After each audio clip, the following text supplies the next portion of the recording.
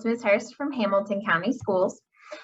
We are going to read our last version of Little Red Riding Hood today. So I'm going to go ahead and share my screen.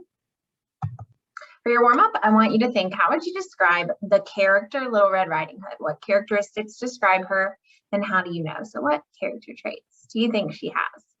Pause me while you do that work and press play when you're ready to continue.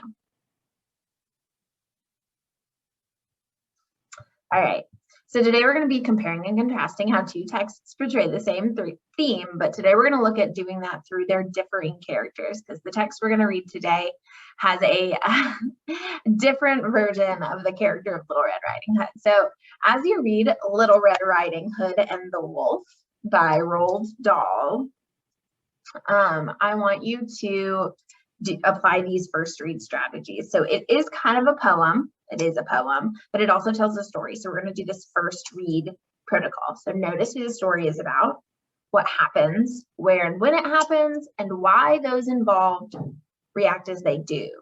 And then I want you to annotate by marking vocabulary and key passages you want to revisit, connect ideas within the selection to what you already know and what you've already read, and then respond by writing a summary.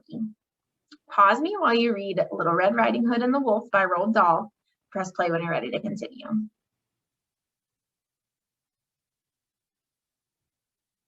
All right, so we're going to be thinking today about how a particular character can add to the theme. So we're going to think about how, because in Little Red Cap and Little Red Riding Hood, they're pretty, the character of Little Red Riding Hood is pretty much the same. So I'm going to start, and I don't know why I always put trait first, because I really am always going to start with a piece of evidence. So in Little Red Riding Hood, she's described as this poor child who did not know that it was dangerous to stay and talk to a wolf.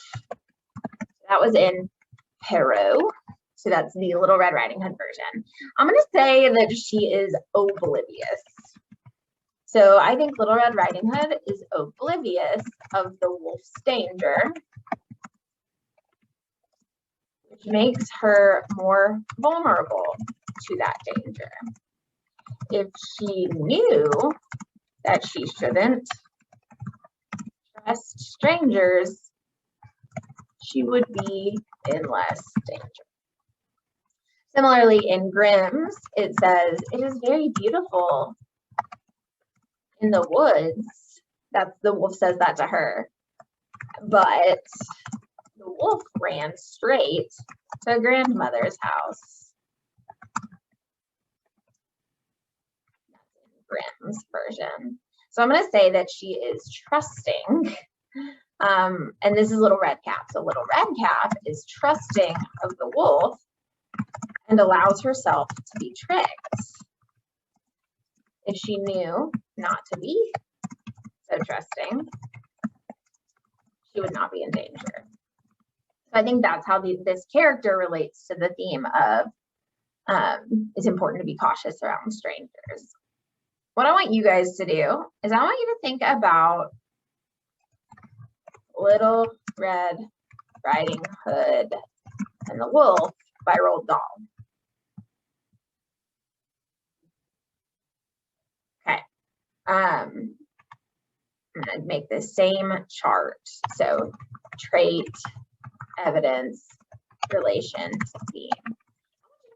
A couple of pieces of evidence that tell us about Little Red Riding Hood in this version and what traits they have and how that relates to the theme that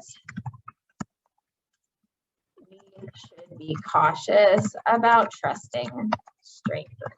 Okay, so the same work that I did with Little Red Riding Hood and Little Red Cap, I want you to do with Little Red Riding and the Hood. Not Little Red Riding and the Hood, Little Red Riding Hood and the Wolf. I'm so sorry. Got confused. Pause me while you do that work. Press play when you're ready to continue.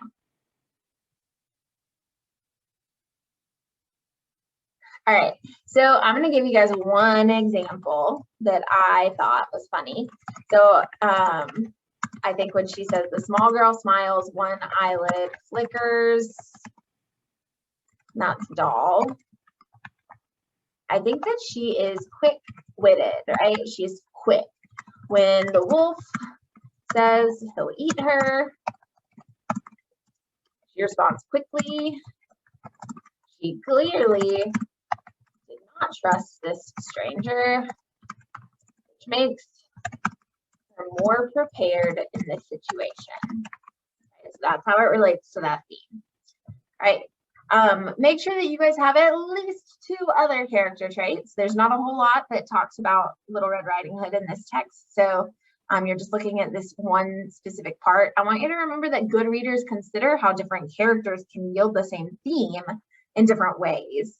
So what I want you to do is make sure you turn in the rest of your theme chart from Little Red Riding Hood and the Wolf with at least 3 character traits in the chart with evidence and an explanation of how they relate to the theme. So you're going to come up with at least 2 more. Once you're done with that, you're good to go. Have a wonderful rest of your day.